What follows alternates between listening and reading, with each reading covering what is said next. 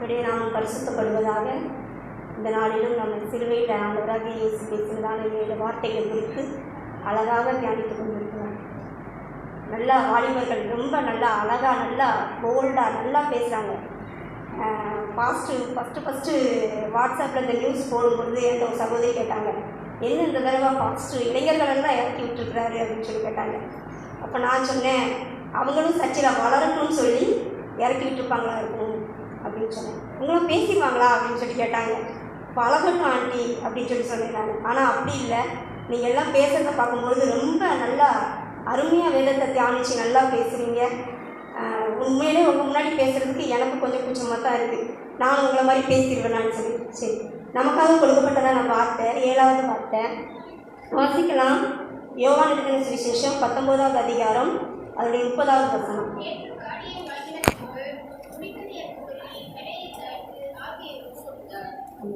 ஒரு நிமிடம் தலைகளை தாழ்த்தி இந்த வார்த்தை மூலமாக கர்த்தர் நம்மோடு கூட பேசும்படியாக நம்ம அநேக காரியங்களை தியானித்துக் கொண்டிருக்கிறோம்.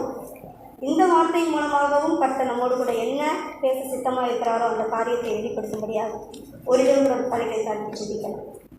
எங்களை கிருபையாக நேசிக்கிற அன்பின் பரலோக தகப்பனே, ஆசீர்வதிக்கப்பட்டதான இந்த நாளுக்காக உங்களுக்கு நன்றி செலுத்துகிறோம். மட்டுமாய் கர்த்தர் எங்களை வழிநடத்தினீங்கப்பா. இனியும் எங்களோடு கூட இருந்து நீங்கள் இடைப்படுங்க சுவாமி. எங்களுடைய மாம்சம் வெளிப்படாதபடிக்கு பரிசுத்த ஆவியானவர் எங்களோடு இடைபடும்படியாக செய்யுங்கள். இயேசுவின் நாமத்தில் ஜெபிக்கிறேன் நல்ல பிதாவே. இந்த வார்த்தையை வாசிக்கும் பொழுது இயேசு கிறிஸ்து சிலுவையில் எல்லாம் பேசிட்டு கடைசி சொல்கிறாரு, முடிந்தது என்று சொல்லி தன்னுடைய ஆவியை என்ன செஞ்சாரு, ஒப்பு கொடுத்தாரு சொல்லி. நிறைய பேருக்கு நான் தெரியலன்னா தெரிய மாட்டேன். சரி சரி, அட்ஜஸ்ட் பண்ணிக்கோங்க. என்னோட வாய்ஸ் மட்டும் கேட்டுக்கோங்க. முடிந்தது என்று அப்படின்னு சொல்லி சொன்னால், இப்போ ஹாஸ்பிட்டலில் எடுத்துக்கிங்க, ஒரு ஐசியூ வார்டில் ஒருத்தவங்க இருக்காங்க அப்படின்னு சொல்லி சீரியஸான நிலைமையில் இருக்கிறாங்க அப்படின்னு சொன்னால், அவங்க உள்ளே இருந்துட்டு வர ஒரு செய்தி அவங்க மறைச்சிட்டாங்க அப்படின்னு சொன்னால் என்ன சொல்லுவாங்க, வந்து வெளியில் வந்து முடிஞ்சிச்சு, முடிந்தது.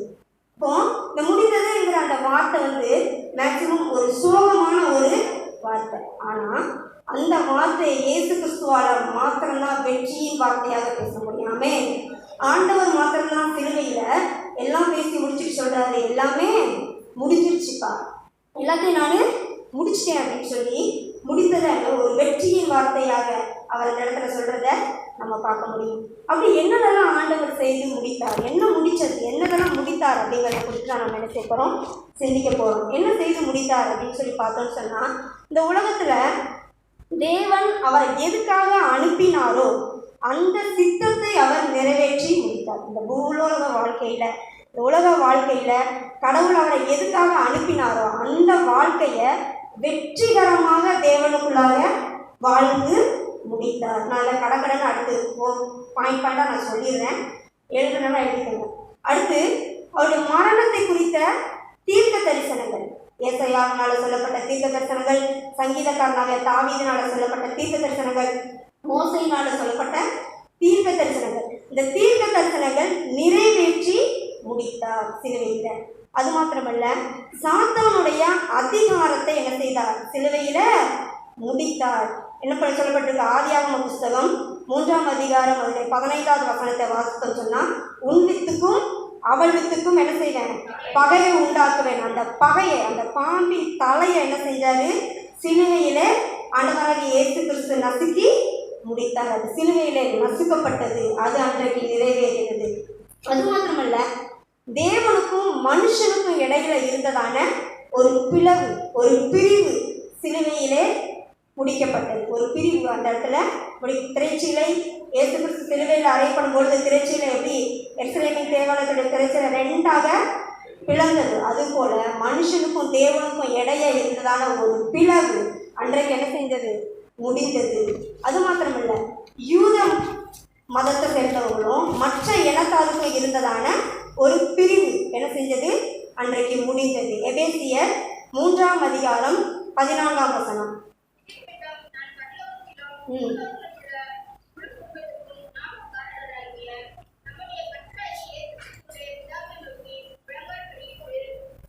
எபேசியர் 3:14.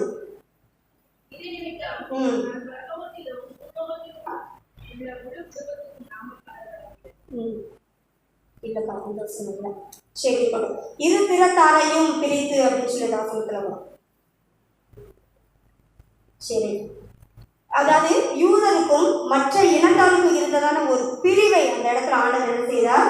முடித்தார். அடுத்தபடியாக பழைய ஏற்பாட்டு சட்ட திட்டங்கள் மேல கர்த்தர் என்ன செஞ்சாரு?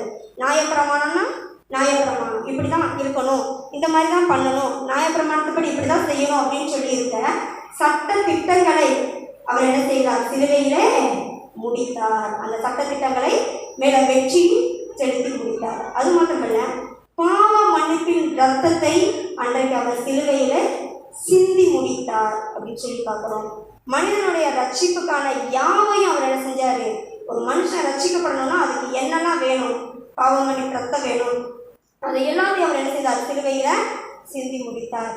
தேவனுக்கும் மனுஷனுக்கும் இடையில இருந்ததான ஒரு பெரிய பிளவை நீக்கி 2 பேருக்கு இடையில ஒரு சமாதானத்தை உண்டு பண்ணினார். முன்னாடிலாம் பழைய ஏற்பாடு காலத்துலாம் பார்த்தீங்கன்னா மனிதர் என்ன செய்ய முடியாது, டேரக்டாக போய் என்ன செய்ய முடியாது, ப்ரேயர் பண்ண முடியாது இல்லையா?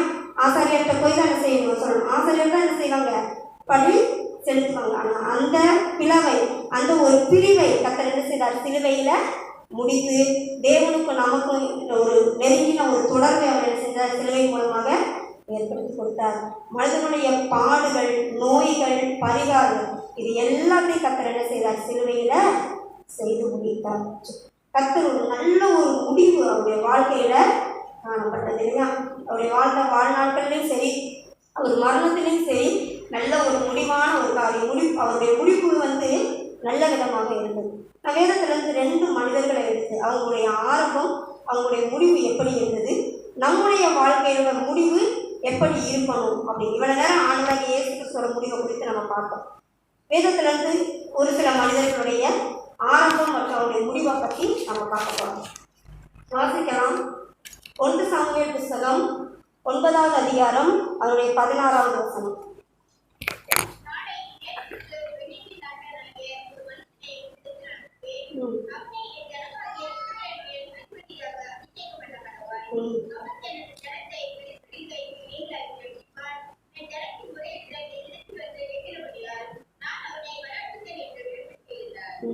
இந்த வேத வசனத்துல பார்க்கும் பொழுது இங்க சவுலை குறித்து பார்க்க முடியும். இஸ்ரவேலின் முதலாவது ராஜாவான சவுல். கர்த்தர் இஸ்ரவேல் ஜனங்களை வனாந்தரத்துல வழிநடத்திட்டு வராங்க. அப்படி வழிநடத்திட்டு வரும்போது நியாயாதிபதிகள் மூலமா அவங்க என்ன செய்றாரு? வழி நடத்துறாரு, ஆலோசனை கொடுக்குறாரு. அந்த ஜனங்கள் தங்களுக்கு ஒரு ராஜா வேணும், மற்ற நாட்டுக்கெல்லாம் ராஜா இருக்காங்க, எங்களுக்கு ராஜா இல்லை, எங்களுக்கு ராஜா வேணும்னு சொல்லி அவங்க என்ன செய்றாங்க? சாமுவேலிடத்துல போய் கேட்கும் பொழுது கர்த்தர் என்ன செய்றாரு? சாமுவேல்கிட்ட சொல்ற ஒரு காரியம் தான். சவுல் என்ன செய்வான்? அவங்ககிட்ட வருவான். நீ என்ன செய்யணும்? அவன் அவனுடைய தகப்பனுடைய கழுதைகளை தேடி வருவான். நீ அவனை ராஜாவா, இஸ்ரவேலுக்கு ராஜாவா அபிஷேகம் பண்ணணும். அவன் என்ன பண்ணுவான் அப்படின்னா, பெலிஸ்தரின் கைக்கு இஸ்ரவேலரை என்ன செய்வான்? நீங்களாக்கி ரட்சிப்பான். அவன் போர் பண்ணி என்ன செய்வான்? இந்த இஸ்ரவேல் ஜனங்களை எதிரி நாட்டு மக்கள்கிட்ட என்ன செய்வான்? காப்பாற்றுவான். இதுதான் கர்த்தர் சவுலை தெரிந்து கொண்ட ஒரு விதம். அவனுடைய அழைப்பு அதுதான். ஆனால் சவுல் என்ன பண்ணினாரு அப்படின்னு சொல்லி பார்த்தா, கர்த்தருடைய அழைப்பின்படி அவர் என்ன செய்யல, நடக்கலை. ஆரம்பத்தில் அவர் ரொம்ப நல்லா தான் இருந்தார். தகப்பனுடைய கழுதைகள் தொலைந்து போச்சுன்னு சொன்ன உடனே என்ன செஞ்சாரு? தேட போனார். இன்றைக்கு நம்ம வீட்டில் பிள்ளைகளை ஒரு வேலை செய்ய சொன்னால் கூட என்ன செய்யறதில்ல, செல்லுது. பஸ்ஸில் போகலை, என்ன செய்யலை, ஃப்ளைட்டில் போய் தேடலை, நடந்து என்ன செய்தாரு? பல மைல் தூரம் நடந்து போய் என்ன செஞ்சாரு? அந்த கழுதைகளை தேடுறதுக்காக போறாரு. அவருடைய தகப்பனுக்கு கீழ்ப்படிந்த ஒரு மனுஷன். அது மாத்திரம் இல்லை, நடந்து போய்கிட்டே இருக்கும்பொழுது போதும் நம்ம வீட்டுக்கு போகலான்னு சொல்கிறாரு. அப்போ அவருடைய வேலைக்காரன் சொல்கிறாரு, இல்லையா, தீர்க்கதரிசி ஒருத்தர் இருக்கிறாரு கீழ்காலில், அவரை போய் பார்ப்போம். அவர்கிட்ட போய் சொன்னோம்னா நம்ம கழுதை எங்கே இருக்குன்னு அவர் என்ன செய்வார்? தீர்க்க தரிசனம் சொல்லிடுவார். நம்ம போய் அவரை போய் பார்ப்போம் அப்படின்னு சொல்லி வேலைக்காரன். ஓகே, யாருமே என்ன செய்ய மாட்டாங்க, நமக்கு கீழே இருக்கிறவங்களுடைய ஆலோசனைகளை பெரும்பாலும் யாருமே நம்ம கேட்க மாட்டாங்க இல்லையா? நம்ம பிள்ளைங்க சொன்னால் கூட சில பேர் சும்மா உனக்கு தெரியாது அப்படின்னு சொல்லிடுவாங்க. ஆனால் வேலைக்காரன் சொன்னாலும் சரி, ஓகே நம்ம போய் என்ன செய்யலாம், தீர்க்கதரிசியை போய் பார்க்கலாம்னு சொல்லிட்டு என்ன செய்கிறாரு? போகிறாரு. அது மட்டும் இல்லை, கர்த்தருடைய ஊழியக்காரனை பார்க்க போகிறோமே, நம்ம வெறுங்கையோடு எப்படி போகிறது? அவர் சொல்கிறார், நம்ம கர்த்தருடைய ஊழியக்காரன் ஒரு ஊழியரை போய் பார்க்க போகிறோம், நம்ம வெறுங்கையில் எப்படி போகிறது? அப்போ வேலைக்காரன் சொல்ல, ஏன்ட்ட கொஞ்சம் பணம் இருக்குது, அதை கொண்டு போய் கொடுக்கலாம். இப்படி நல்ல குணாதிசயங்கள், கர்த்தருக்கு கீழ்ப்படிந்த ஒரு மனுஷன், தகப்பனுக்கு கீழ்ப்படிந்தவர், வேலைக்காரருக்கு செவி சாய்க்கிற ஒரு மனுஷன், அது மாத்திரம் இல்லை, கர்த்தருடைய ஊழியக்காரர்களையும் கணம் பண்ணுகிற ஒரு மனுஷன். அது மாத்திரமில்லை, இந்த சவுல் எப்படிப்பட்டவர்னா நல்ல ஒரு அழகான மனுஷன், நல்ல உயரம். சில பேர் எல்லாருக்கும் முன்னாடி நிப்பாட்டி பார்த்தா எல்லாரும் என்ன செஞ்சிடலாம், சவுலை பார்த்துடலாம். அந்த அளவுக்கு நல்ல ஒரு உயரமான மனிதனாக இருந்தார், நல்ல பராக்கிரமசாலியாக கூட இருந்தார் சொல்லி நம்ம 1 சாமுவேல் 9ஆம் அதிகாரத்தில் வாசித்து பார்த்தீங்கன்னா தெரியும். இப்படிப்பட்ட சவுலை கர்த்தர் இஸ்ரவேல் ஜனங்கள் அனைத்துக்கும் ராஜாவாக இருக்கும்படி அவர் தெரிந்து கொண்டார். ஆனால் இந்த சவுல் என்ன செஞ்சிட்டாரு, தனக்கு ராஜ பதவி கிடைச்சதுக்கப்புறம், தனக்குன்னு பதவிகள் வந்ததுக்கப்புறம் அவர் என்ன செய்ய ஆரம்பிச்சிட்டாரு, தன்னுடைய வழியில இருந்து கர்த்தருடைய வழியில் நடக்க வேண்டிய சவுல் அந்த வழியில் நடக்காமல் அதை விட்டு என்ன செஞ்ச ஆரம்பித்தார், கொஞ்சம் கொஞ்சமாக பின்மாறி விலக ஆரம்பித்தார். நாளாக கர்த்தருக்கு கீழ்ப்படியலை. சாமுவேல் தீர்க்கதரிசி வரதுக்கு முன்னாலே என்ன செஞ்சிடறாரு, பலி செலுத்துகிறாரு. தேவனுக்கு பயப்படாமல் என்ன செஞ்சிடறாரு, உலகத்தில் இருக்கிற கனத்தை, உலகத்தின் மேலே இருக்கிற மேன்மையை, தன்னை குறித்து எல்லாரும் மேன்மைப்படுத்தணும் அப்படிங்கிறத என்ன செஞ்சார், விரும்பினார். அது மாத்திரமில்லை, ஆசாரியர்களை என்ன செஞ்சார், கர்த்தருடைய ஆசாரியர்களை துணிகரமாக கொலை செய்தார். நீங்கள் அந்த சவுலோட சாப்டர் இதெல்லாம் வாசித்து பார்த்தீங்கன்னா அதெல்லாம் வரும்.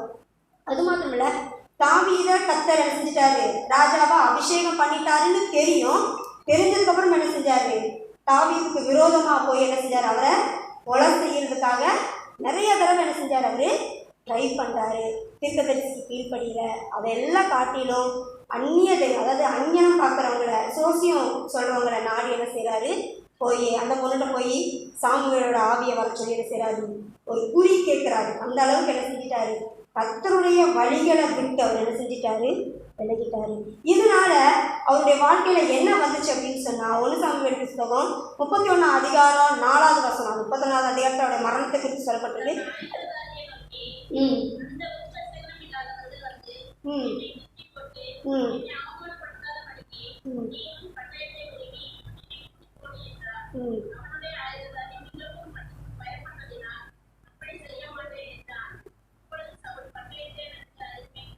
ம் தன்னுடைய பட்டயத்தை நிப்பாட்டி, தன்னுடைய வாளை நிப்பாட்டி என்ன செஞ்சிடாரு, அது மேலே விழுந்து என்ன செஞ்சிடாரு, மறித்து போயிடுறாரு.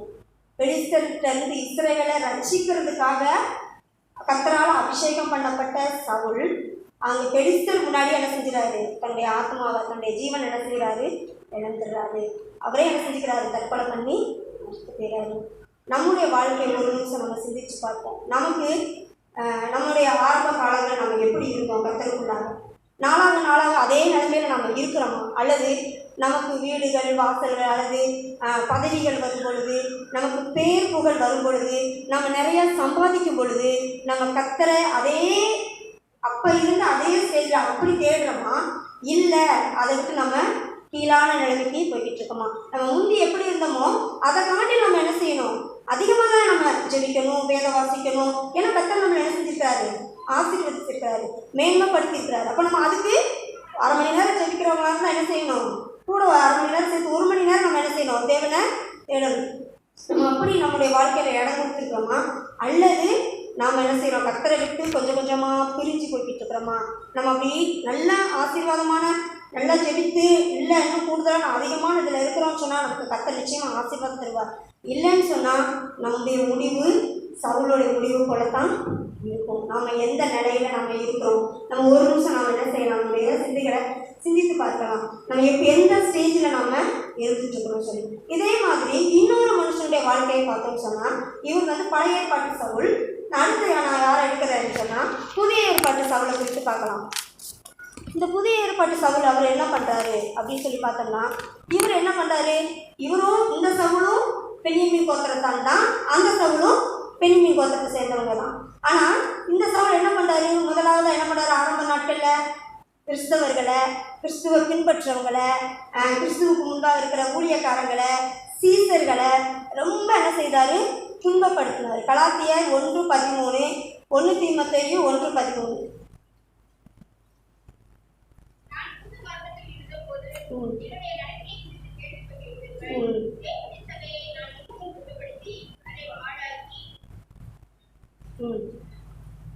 தீமோத்தேயு 1 தீமோத்தேயு 1:13.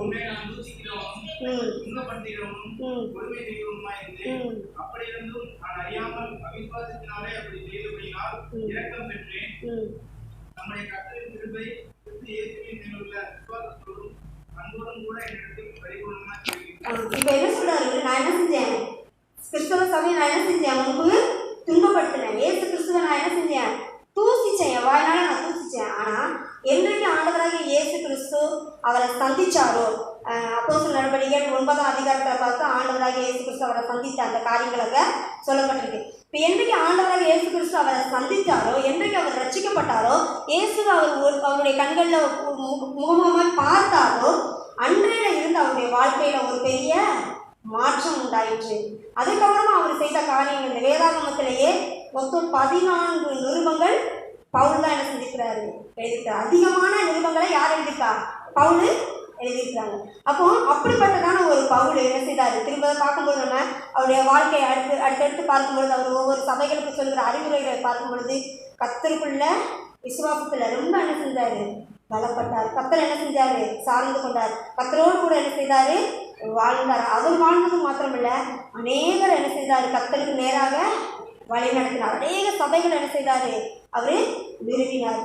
கடைசி அவர் சொல்கிறாரு 2 தீமோத்தேயு 4:7 சொல்கிறாரு, நல்ல போராட்டத்தை போராடினேன், ஓட்டத்தை முடித்தேன், இது முதல் எனக்கு என்ன வைக்கப்பட்டிருக்கு, நீதியின் கீழம் எனக்காக வைக்கப்பட்டிருக்கிறது. நான் போய் என்ன செஞ்சுக்குவேன், நான் பரலோகத்துக்கு போவேன் அப்படிங்கிற ஒரு நிச்சயம் அவனுக்குள்ள இருந்தது. இன்றைக்கு இங்கே இருக்கிற நம்ம எல்லாருக்குள்ள எத்தனை பேருக்குள்ள இப்படிப்பட்டதான ஒரு நிச்சயம் இருக்கு. நான் இன்றைக்கு மரித்தாலும், இன்றைய சூழ்நிலை என் ஜீவன் எடுத்துக்கொள்ளப்பட்டாலும் நான் பரலோகத்துக்கு போவேன், என்னுடைய ஆத்மா பரலோகத்துக்கு நேராக போகும்னு சொல்லி எத்தனை பேரால் நம்மளால் சொல்ல முடியும்? நம்ம சிந்தித்து பார்க்கணும். நம்ம இன்றைக்கு மரித்தால் நம்ம எங்கே போகணும், அப்படிப்பட்டதான நற்கிரியைகளை நல்ல காரியங்களை நம்ம கிறிஸ்துவுக்காக செய்ய முடியும். நம்ம எங்கேருந்து மறிச்சிட்டு போகும்பொழுது நம்ம கட்டி வச்சிருக்கிற வீடையோ அல்லது நாம் வாங்கி வச்சிருக்கிற நகைகளையோ அல்லது நம்ம வச்சிருக்கிறதான துணிமணி எதையும் நம்ம என்ன செய்ய முடியாது, எடுத்துகிட்டு போக முடியாது. ஆனால் ஒன்றே ஒன்று மட்டும் நம்ம எடுத்துகிட்டு போக முடியும். எதை எடுத்துகிட்டு போக முடியும், நம்ம ஆத்மாவோட இன்னொரு ஆத்மாவை நம்மளால் கூட்டிகிட்டு போக முடியுமா, பரலோகத்துக்கு நிச்சயமாக முடியும். அப்போ நம்ம என்ன செய்யலாம், ஆண்டவருக்காக அந்த காரியத்தை நம்ம செய்யலாமே.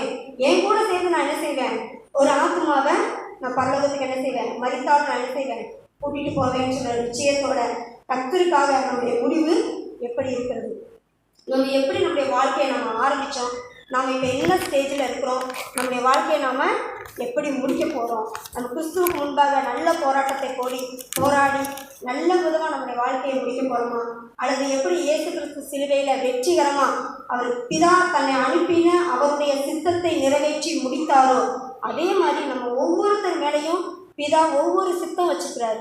அவர் வச்சிருக்கிறதான அந்த சித்தத்தை நாம் நிறைவேற்றி முடிக்கணும்.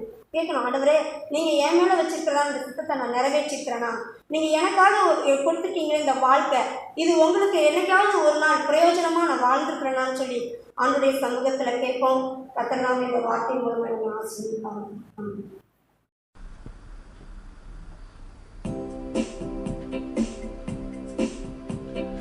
துதி கனமாகி மயுமக்கே எல்லாமுமே எல்லாமுமே, துதி கனமாகி மயுமக்கே ஓ நீரே ராஜாவே, ஸ்தோத்ரம் ஸ்தோத்ரம் ஸ்தோத்ரம் மிக ஸ்தோத்ரம் ஸ்தோத்ரம் ஸ்தோத்ரம் ஓ நீரே ராஜாவே.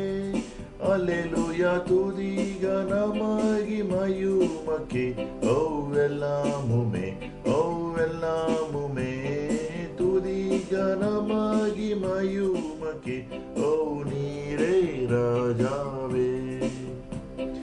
துதி கனமாகி மயுமக்கே ஓ எல்லாமுமே எல்லாமுமே.